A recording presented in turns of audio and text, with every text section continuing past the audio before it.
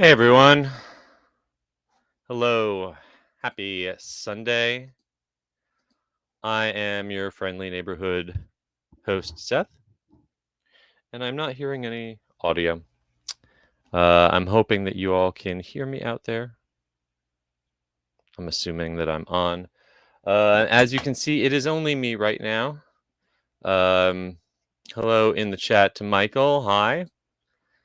Hello to Blossom and Terry. We are going to make this short and sweet this week. Because I am on my own. My lovely co-host Carly is in Paris, and she does not have sufficient Wi-Fi to sign in with us. So I'm doing the show solo today, and I'm still a little under the weather. So we are just going to kind of fly right through this. And we're going to jump right into it in 3, 2, and 1. Please lower your head and watch your step while boarding. Welcome to the Attractions Podcast. You are all clear for dispatch. Have fun. Hello, everybody, and welcome to episode 149 of the Attractions Podcast. I'm Seth. My usual co-host Carly is off in Paris and cannot join us today because of weak Wi-Fi. But I'm here to talk to you about the latest and greatest in theme park news and more. And you know what? I had a very quiet week at home just working on the unofficial guide. So we are going to jump straight into the news in the queue.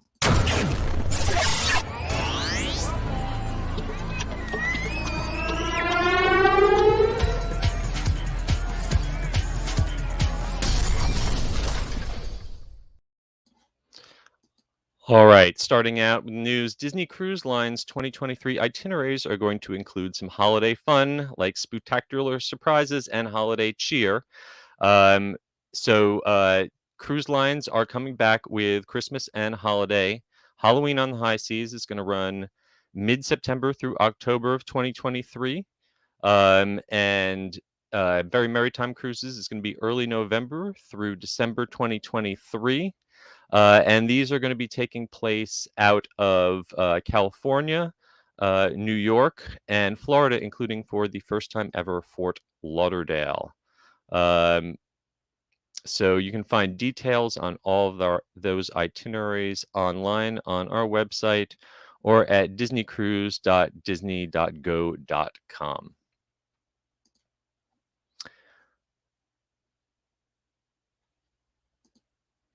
Universal Orlando is offering a free day with the purchase of a 2-day, 2-part ticket for Florida and Georgia residents right now.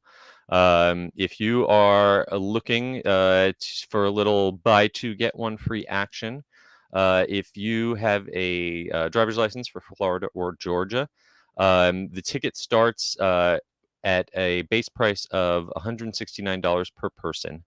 There are some limited blackout days, but you can buy it now through September 28th. You can use it up through December 15th. And you don't have to use it consecutively. The usual 14-day fuse does not apply. You can add in park-to-park access for starting at $217.99, and you can add on a day at Volcano Bay for $25. So that's a pretty decent deal if you are looking for a trip to Universal, especially since Horror Nights is coming up quickly. That starts on September 7th through October 31st. If you're looking for more information about Universal Orlando, check universalorlando.com. I don't even know if I really want to talk about this one, but okay, we will. NFT Collections. Disney NFT Collections, non-fungible tokens for those of you who are not into investing in imaginary things in the blockchain. Disney's getting in on this for Disneyland and Hong Kong Disneyland. These are going to drop on, well, I guess these did drop on July 17th and July 18th. There is a Disneyland collection of resort posters from the 1955 through 59. These were available through the VV app for iOS and Android. They look great. I would love to have it as a physical poster. List price was about $50 starting for these. I am not even going to bother telling you what they are trading for now because um, I could do a long episode on my personal feelings of NFTs, and no one really needs to hear that. But these are a thing now. So if you are into looking for these, they are also being offered for purchase via blind box. So that's adding in my least favorite kind of video game transaction. And secondary marketing fees. If you want to resell one of these, it looks like a 6.6 licensor fee will be applied to Disney sales in the secondary market, in addition to the existing VV 2.5 secondary market fee. I don't pretend to understand all this, and what I do understand, I'm not particularly crazy about. But if you want more information on this, we have on our website links to some medium.com posts that explains a little bit more. So good luck with that. Okay. Next up, Universal Studios Japan has announced their full Halloween Horror Nights lineup. The full event is back, and they've both got scary experiences and family-friendly experiences this year. They took a year off. Last year was abbreviated, but this year USJ has HHN back in full effect. They call it their No Limit Halloween event that kicks off on September 8th, runs through November 6th.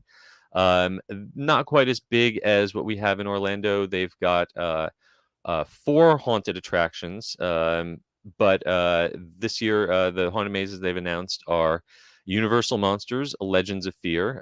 It's going to have Dracula, the Wolfman, and Frankenstein. Sounds a little familiar to some stuff we're getting here. Biohazard the Extreme. If you don't know, Biohazard is the Japanese name for the Resident Evil video games. So this one's going to take you back to Raccoon City from the classic second and third Resident Evils.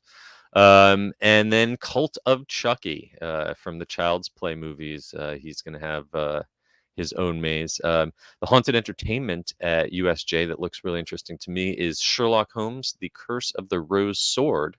They're calling it horror theater and an immersive experience. So based on the famous detective. So that could be interesting. They've also got street zombies and a zombie dance party, as well as being able to ride Hollywood Dream the Ride. That's their roller coaster. To ride it with the Rat Tat Tat song. You can let me know what exactly that is. But if you want something a little less scary, during the day you can see Sanrio characters like Hello Kitty, and Universal characters like the Minions dressed up in holiday costumes. And there's free trick-or-treating all day before 5 p.m. You just have to go up to a crew member wearing an orange jack-o'-lantern shoulder bag and say trick or treat, and you can get free candy no matter what your age. So lots of fun stuff if you can make it over to USJ. That's usj.co.jp for their website. Okay. Also in Halloween news, Howl O Scream is returning to SeaWorld Orlando with some new additions and returning favorites. They launched in 2021 with really great success. I got to say they picked up some talented folks from Universal's Halloween Horror Nights and really put on a good show. This year is going to have more roller coasters, more scare zones, more frights. There's going to be an all-new show called Lurking in the Depths. I thought the show last time was really solid. New scare zones called Sea of Fear and Cutthroat Cave. They are going to reimagine the Captain's Revenge House, and they are going to make some modifications to the Longshoreman's Tavern. If you missed out on that one, that is a must-see. It is like a streetmosphere act gone wrong. They have some really talented improv comedians doing very inappropriate humor out in the bar, and I can't wait for them to make that bigger and better. If you liked the Beneath the Ice haunted house last time, that is coming back. I thought that was a really solid house. But you are also going to be able to ride the Icebreaker roller coaster, which is right across from where that house is located. Um, in addition to Icebreaker, I think Mako and Manta should also be available during the evening. Um, this event's running September 9th through the 31st. Um, and the tickets start at $29.99, which is considerably less than the gate price over at Universal's Halloween event. But this sale runs out today. So if you're listening on the 24th as I'm broadcasting that, head on over to SeaWorld.com, or you might end up paying a little bit more. Okay. Next up, this is some serious news. This kind of made national news. There is a new chaperone policy in effect as of this past weekend at Knott's Berry Farm. And I think some other parks are going to be taking a look at this around the country after something that happened last night at Universal Orlando. First, the Knott's news. As a result of an early park closure on July 16th that was due to, quote, unruly behavior and altercations involving a number of teenagers, Knott's Berry Farm has now implemented a new chaperone policy effective July 22nd. This chaperone policy uh, basically says that if you are age 17 years or younger, you must be accompanied in the park by a chaperone who is at least 21 years or older. They must present a valid ID with date of birth. One chaperone can accompany no more than 3 guests, and the chaperones must stick with their guests the entire time and be available by phone throughout their stay.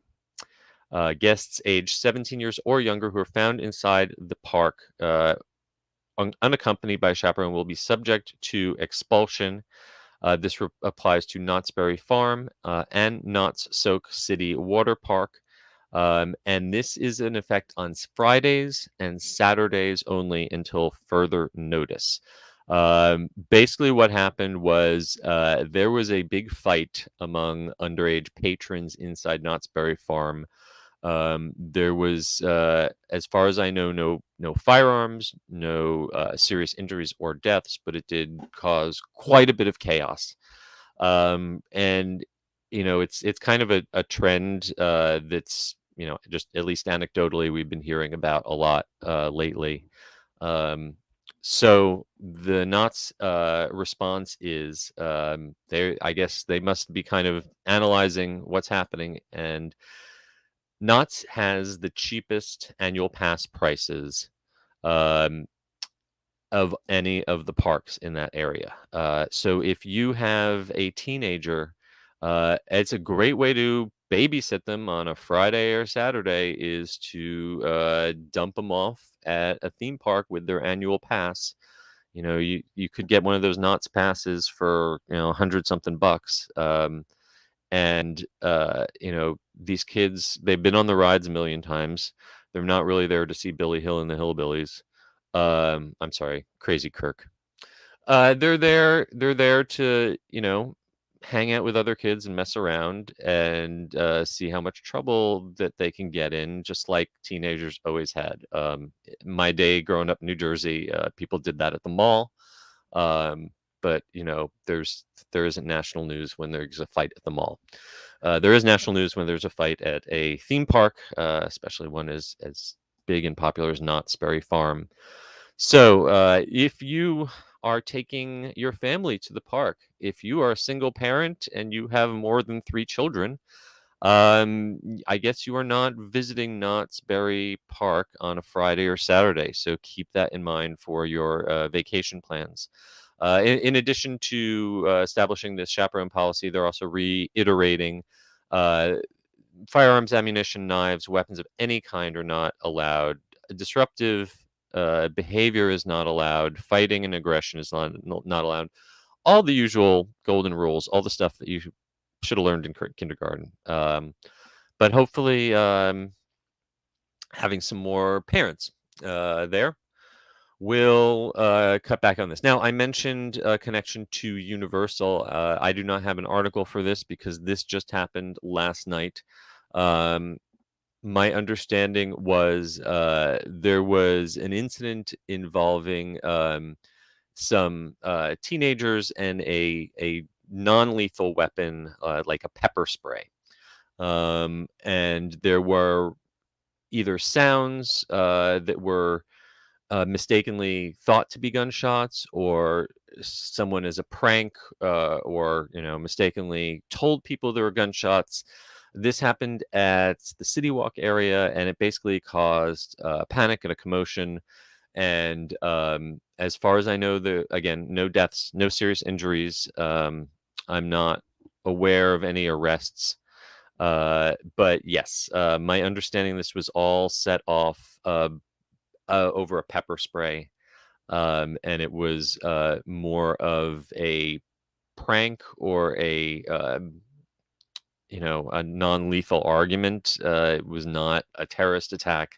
There was not an active shooter, but yeah, not yeah, not chaperone. Yeah, so it's a lot to wrap your brain around. We it's if you're a parent and you read the news, you might feel like, I don't want my kid going to school because school isn't safe. Something bad might happen at school, um, and uh, and now you think, well, we'll be safe at a theme park. Theme parks are statistically about the safest place you can be, just like airplanes are still statistically the safest way that you can travel. But it doesn't make these kind of instances any less frightening or disturbing or damaging when they are spread all over the internet. So keep your eyes open, stay aware. The best advice I can give is, whenever you're traveling, whenever you're a tourist anywhere in the world, if you're a theme park, you're in a city, you're in a rural area, um, keep your head up, know where your surroundings are, and know where your friends and your family are. And I know it's easy to go on vacation mode and vacation brain and just turn your brain off and expect everything to be taken care of. But um, yes, parks do need to supply security. Parks need to have trained people who know what they're doing. But we all have to do our part too, by um, you know being aware and being careful, and monitoring the people around us. And if someone who you're hanging out in a group with is getting out of hand, better call them out before things go too far than you wind up in the jail underneath Cinderella Castle. Okay, I've said enough about that. Let's move on to something happier. Wonder Woman Flight of Courage is now open at Six Flags Magic Mountain. July 16th was the official debut of the newest ride, and it's actually the 20th roller coaster. That is the most roller coasters in any one theme park at a time ever. Definitely makes Magic Mountain the thrill capital of the world. So this one is the world's tallest and longest single rail coaster. It is nicknamed the Raptor Rail by RMC.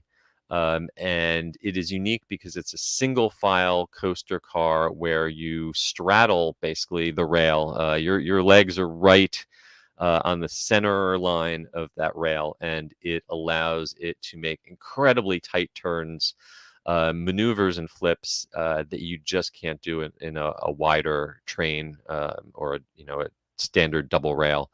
Here's your stats: 13 stories, 87-degree first drop, 58 mile an hour, 3,300 feet of track, 3 inversions. Watch the POVs. This is a crazy one. Our friend Eric O, I know, got to ride it on one of the first days, and he said it was legit. So I personally have yet to visit Six Flags Magic Mountain. One of these days, I'm going to be there, and this will definitely be on my list of must-dos. There are other Wonder Woman rides. There was another one built earlier at another Six Flags uh, with a similar design, but this is much larger, longer than anything they've done with this style before. So I'm excited for more of these monorail coasters to come around the country. Something else coming around the country are more flying rides. If you've been on Soarin' and California Adventure or Epcot, you know how popular that attraction style is, and Pigeon Forge now has a fly ride. They're calling a technotainment attraction now at the Tennessee Entertainment Center. It's similar to Soarin', but a little different. It uses a instead of a spherical screen, it's more of a torus-shaped screen. But it's got wind, mist, sense, motion, and the attraction that they have. The film takes you over 22 of America's most awe-inspiring national landmarks. Um, they had the first fly ride out in Branson, and this is a partnership with Sim iWorks, which are, those guys are well known for doing motion simulator films throughout the years. If you are in the area, you can find this as part of Beyond the Lens Entertainment Center. It's in their new expansion that they call Hangar X. It's got 4K projections. It's got a 60-foot screen, and tickets cost $20 for an adult or 15 for kids. And you can get a combo pack with the Behind the Lens exhibit, which has got some interactives and VR and escape games. So paying $20 for one ride might seem bad until you think you're paying $20 for Genie Plus, and you might only be getting Soarin' and one other attraction on your Lightning Lane, and then you got to add in the park ticket on top of that. I did not from this brand, but from another company, a Soarin' knockoff in Vegas recently, and I got to say I was really impressed. The technology has come a long way. The video quality has come a long way. Nothing's ever going to beat the original Soarin' over California, probably. But some of these new ones give it a run for its money. So if you've liked those kind of attractions, check out beyondthelens.com/pigeonforge. Okay, if you are a fan of Barbie, or maybe just a fan of the upcoming Barbie movie, maybe that's got you on the bandwagon. The World of Barbie attraction has made its global debut. It opened on July 22nd, the first installation in Canada. This is a partnership between entertainment company Kilburn Live and Mattel. And in the Mississauga, Ontario, I completely destroyed that lovely First Nation name, and I apologize deeply. But my tongue is a little tired this morning. That's in Ontario. It's a mall, Square One, and it is a 30,000 square foot World of Barbie exhibit that takes you through the entire universe of Barbie's 250 careers that she's had, going all the way back to 1959. Basically, this is a walk-through, very photogenic, selfie-filled exhibit where you get to experience all of Barbie's different lifestyles and homes, starting with her Barbie dream house, of course. It's got a patio, it's got a ball pool pit. You can go wild on her camper van that was built out by West Coast Customs. They're very famous car customizers. Barbie's Interstellar Airways, which is kind of like a space shuttle simulator for Barbie. Okay. There's a music production studio, a TV center, a fashion runway, a design studio, a laboratory. So scientist Barbie can, play with her microscopes. And even an exclusive Barbie a Dream Builder, which is a $65 kit that allows you to create your own customized Barbie set, selecting from dozens of dolls, fashions, and accessories. There's a World of Barbie museum, of course, showing the characters' evolution throughout the years, and of course, each each street in the area, sort of like a Walk of Fame, is named after a different character. So there's Barbie Boulevard, Ken Lane, Daisy Drive, Nikki Avenue, and don't forget Skipper Street. Um, I'm sure you're going to be real hungry, so you'll want to stop by the World of Barbie Cafe for some sweet treats. You're going to need online reservations for this. The adult tickets to this cost $33 and go up to $52.50, depending on what day of the week it is. Kids tickets up to 13 range from 24 to 52.50 also. So not a big discount for the kids. We know who this exhibit is really for. But hey, at least infants under 12 are free. There, of course, you got to get a timed entry admission. There are VIP admissions. You can find out all about this at theworldofbarbie.com. And you might want to put on some rose-colored glasses first because the pink might burn out your retina. Next up, this is one weird story. Icon Park has paused and is redesigning their new Wheels shooting game after some serious social media backlash. You would think Icon Park, after the tragic, horrible death of a patron on the drop tower, not that long ago, that they would try to avoid anything the least bit controversial, just keep it family friendly. But they installed about a month ago a new game which allowed guests to shoot laser guns at targets while riding the observation wheel. And needless to say, this did not go over great. Twitter told them this was not the smartest idea. In an age of frequent mass shootings and people getting shot by the cops for having a gun in the public, and all sorts of reasons why this was maybe not the greatest idea. Now, granted, we do have lots of attractions throughout the Orlando parks, such as some people point out, Buzz Lightyear's Space Ranger spin, where you are using a gun to interact with an attraction. But I would say that on pretty much all those that I can think of, Buzz Lightyear, Men in Black, uh,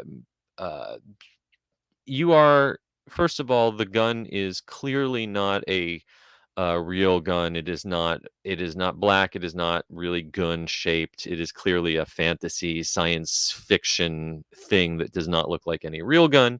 It is also firmly attached with a cord to the ride vehicle, and you are inside an enclosed environment.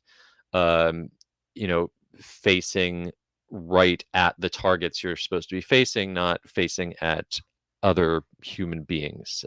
We go to the shooting gallery in Frontierland, and that you hold the gun, yes, but you stand right up against the counter and you aim at the targets. You don't aim across a parking lot at targets and possibly have other human beings standing in between you and the targets, that, oh, you're not shooting at them, you're just shooting past them at that target. Well, yeah, there I can see why people did not think this was the smartest idea. To their credit, after a short period of backlash, um, Icon Park released a statement saying that the Bullseye Blast game satisfied guests who enjoy gaming, arcades, and virtual reality. From capsules, guests use a toy infrared device to complete and hit round, colorful targets on rooftops. The experience was thoroughly tested and well received by guests during a process spanning many months. Some non-guests and community members expressed that they considered the toy shooting device to be insensitive. The attractions industry has many similar games which use similar shooting devices, so that is what we were limited to when exploring the game. However, we believe the device can and should be designed which does not offend anyone in the community. We look forward to leading this new innovation. To which Lance Hart over at Screamscape mentioned, if you just made these look like they were cameras, uh, and you're taking a picture instead of a gun, maybe people wouldn't complain as much. Maybe so. We actually have a video on our YouTube channel, so you can see what this was all about, because you're not going to see it now. It's been pulled. And maybe it'll come back in a different form in the future. Perhaps not. I'll be perfectly honest. Unless, I don't know, maybe you bought some sort of annual pass and you've been on that wheel 1,000 times. I think the experience of just going up and around and seeing all this, let that be enough. Like, there's narration. You can learn about the history and what the different things are that you can see from there.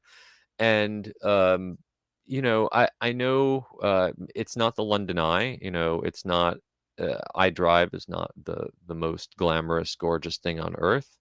But like, just watch it and enjoy the scenery, and don't blast anything. How about that? All right, that's my hot take for this week. Before I get in any trouble, we'll move on to something I don't think anyone can really object to: The Wizard of Oz. Everyone loves The Wizard of Oz. We've never gotten a Wizard of Oz theme park in this country, despite many efforts over the years. Lots of people have put out designs and proposals. Never happened, but in 2024, it is happening in Australia. You are going to be able to follow the Yellow Brick Road to Warner Brothers Movie World down under. And they are going to put together, now they are calling this the world's first Wizard of Oz precinct in a theme park. And it's going to include 2 new rides. They're currently unnamed, but we know that they're a suspended family coaster and a boomerang racer. So from the artwork, it looks like a suspended coaster, family style, in and around what appears to be the Wicked Witch's castle.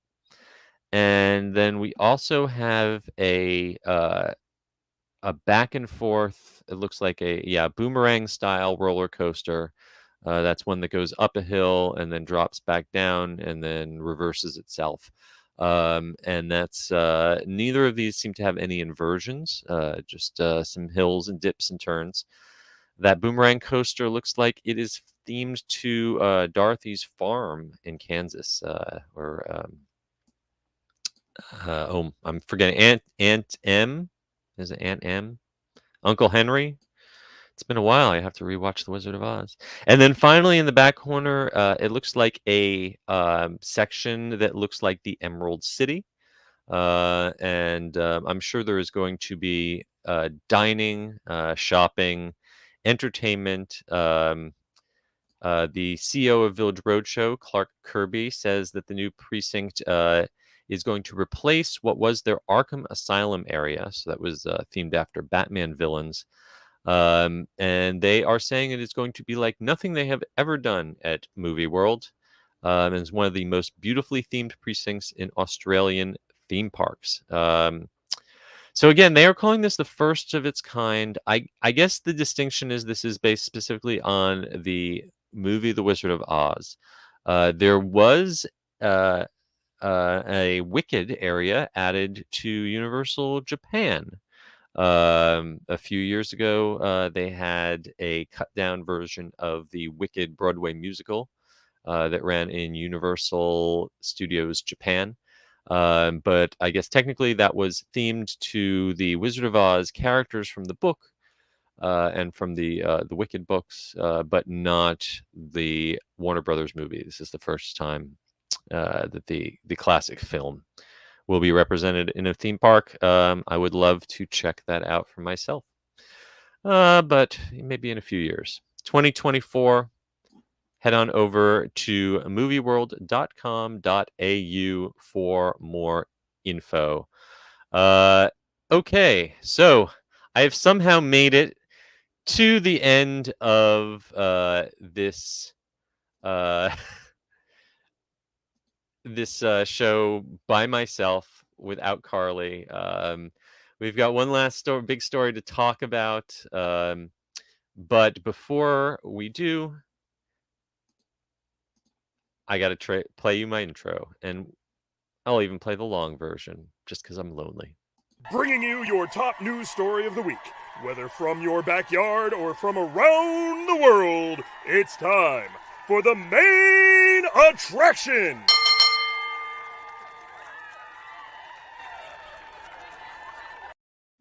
All right, here we go. The main attraction, the big news this week is that MagicBand Plus is officially launching on July 27th at Walt Disney World. It's been a long time coming. MagicBand, as you know, are those wristwatch-shaped RFID tags that guests were previously given for free if they stayed at a Walt Disney World resort or were an annual pass holder. They stopped giving those away for free, but they're still pretty handy. They let you tap in at the entrance of the park, let you tap in when entering a lightning lane for an attraction. Well, those are getting an upgrade. Your existing one is going to continue to work and still do what it does. But if you want to join the future, starting July 27th, you can buy a MagicBand Plus. And this is going to have all the existing features, but is going to add color changing lights, haptic vibrations, and gesture recognition. And it is also going to pair and interact with your smartphone through the My Disney Experience mobile app. What does that mean?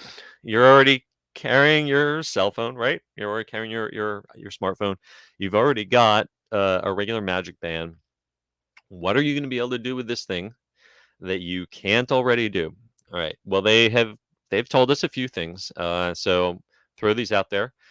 See if these excite you. The first is the MagicBand Plus Disney Fab 50 Quest. If you've been in the parks since the 50th anniversary celebration started, you might have noticed these gold sculptures of Disney characters.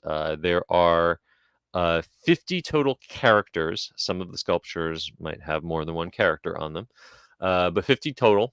And you can use your MagicBand Plus to bring these sculptures to life. If you have one of these set up and you wave your hand in front of the sculpture, Tink will sprinkle some magical virtual pixie dust and you will get some sort of audio reaction. Your wrist will vibrate. You'll see some flashing lights. You can also use the smartphone app, and they have those augmented reality lenses. So that will also tie into those sculptures. If you want to know more about that, they posted a little video with Jodie Benson, who you probably know best as the voice of the Little Mermaid, showing off that feature. That's number one. Okay, so you can find those in all 4 parks. Number 2, if you are in Disney's Hollywood Studios, if you are inside Black Spire Outpost, you are going to spot a new device tucked into a corner, which is a bulletin board for bounty hunters. So what you can do is you can sign up for a bounty. And then as you walk around the land, it's basically playing hot and cold with you. As you get closer to whatever spot you're supposed to find, your wristband will start vibrating and blinking. And then when it goes crazy, then you pull out your phone and you look around on your phone and you will see whatever you're looking for. an augmented reality on your phone, and you'll get some credits for that. So if you have been really into the Star Wars datapad, let's say you have blown through every single quest in the datapad in the first 2 weeks that it came out, and at one point you were the richest person in all of Batu, and had absolutely no reason to go back to the datapad now because it's all done. This gives you a new reason to go wandering around Black Spire Outpost while staring at your phone. Number 3. Do you remember Glow with the Show? Those were those really heavy mouse ears, and then they had some wands and some other tchotchkes that lit up and had flashing colors.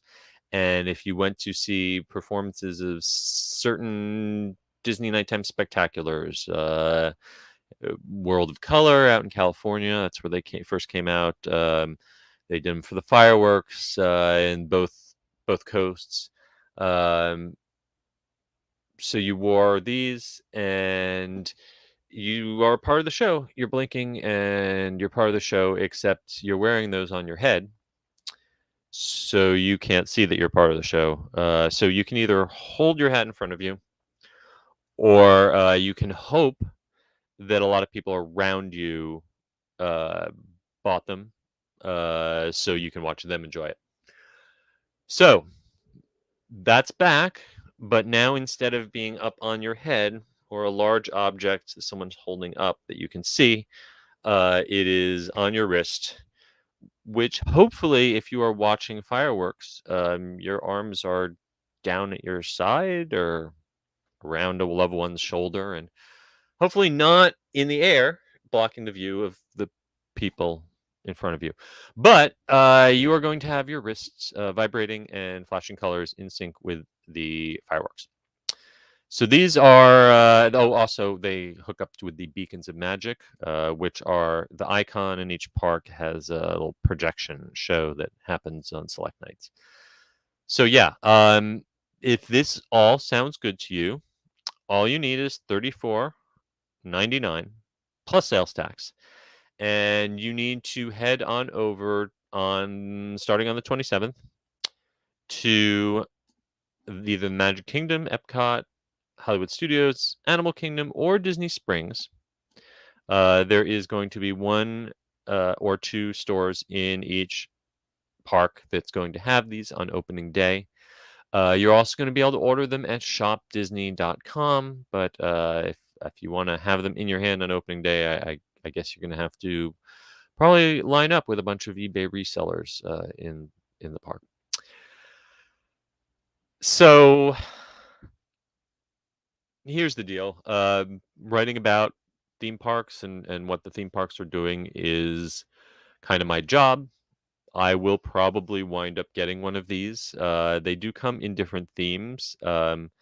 There is a couple in the 50th iridescent anniversary logos, which I don't really consider all that attractive. There's one that says Mom. I probably will not be wearing that one. But they do have some that are kind of basic black Mickey, and I'm curious to see the retro styled ones. They've got one here that's got a vintage 70s style Walt Disney World logo. So, I can get into that. Honestly, I have more Magic Bands than I possibly know what to do with. I actually, behind me in the background here, there is a pile of them just all linked together into an endless chain, because for a while they just gave them away like candy. I don't need another Magic Band. I'm also curious. I have Magic Bands now that are 4 or 5 years old that still work perfectly fine because they have very low power consumption. I'm curious with the lighting and the vibration. Are you going to have to recharge your Magic Band, or are you going to have to change the battery on your Magic Band? Or are you going to have to buy a new Magic Band every year because they are not replaceable, rechargeable batteries? I don't know. I still have questions. let's see what we got.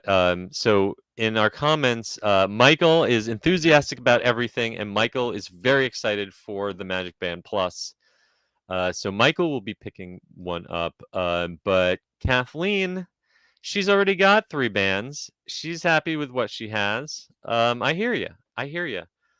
Um, so obviously, our job here is to take the bullet for you, take one for the team. So I'm sure at least a couple folks on our team are going to be picking up Magic Band Pluses. I mean, knowing Carly, they're going to send her a fashion selection of them to pick from, so that she can model them. They do that for her, not me. So hopefully she will be able to fill us in. But I think that's just about all I got to say about Magic Band Plus. Um, Now, before I wrap up here, obviously there was more stuff happening this week. The grand opening of Avengers Campus was at Disneyland Paris. And, obviously we had hoped Carly would be here and telling us all about the details of her amazing trip. But the Wi-Fi just was not cooperating with her, and rather than have it be really awkward and staticky and delayed, we will just make some time and get her whole lowdown on her trip from her next time, hopefully. Also, there was some news that came out of San Diego Comic-Con, breaking news just last night, this morning. We're going to have, I'm sure, plenty of stuff posted on that shortly. And we'll catch up on some more of that. I personally watched all of the new Marvel trailers, and I'm extraordinarily excited for Wakanda Forever. I think that was one of the most beautifully cut trailers that I've ever seen. Did not give away anything at all about the plot. Still don't know what happened to T'Challa, but I am ready to take that ride. And I'm more excited for She-Hulk. I know a lot of people really did not like the first teaser trailer, but I thought the new trailer for She-Hulk has a lot of potential. Super thrilled about Daredevil coming back. Really interesting uh, developments for Phase 6 of the whole Marvel Cinematic Universe. So yeah, exciting stuff from Comic-Con happening. That is going to be on our website, I'm sure, and also we'll maybe chat a little about it next week when Carly is back. Um, and before we sign off, as I was talking here, Paul had the $1 million question, of course, when it comes to those magic bands is what happens if you are in the middle of your day in the park and your Magic Band Plus dies? We all know how traumatic it can be if you are using Genie Plus and Lightning Lane and your smartphone's battery dies. Um, but at least you can still get into the park with a standard Magic Band because those use negligible power. What's going to happen with these new bands? It will be a very, very interesting thing to see. So I guess I will be picking my first one up soon and reporting back. All right. Well, before we go, I just want to remind everyone once again to please give us a review on Apple Podcasts. Leave us a rating on Spotify. It really helps us get the word out. If you want more coverage from all of us and Attractions Magazine on the interwebs, you can find Carly at Carly Caramana on Twitter and Adventures by Carly on Instagram. I can be found at the UG series on Twitter, at the Unofficial Guides on Instagram, and at theunofficialguides.com, where you can pick up copies of my books. And of course, you can find the whole team from Attractions at attractionsmagazine.com, at Attractions on Twitter, at Attractions Magazine on Instagram, and on youtube.com/attractionsmagazine.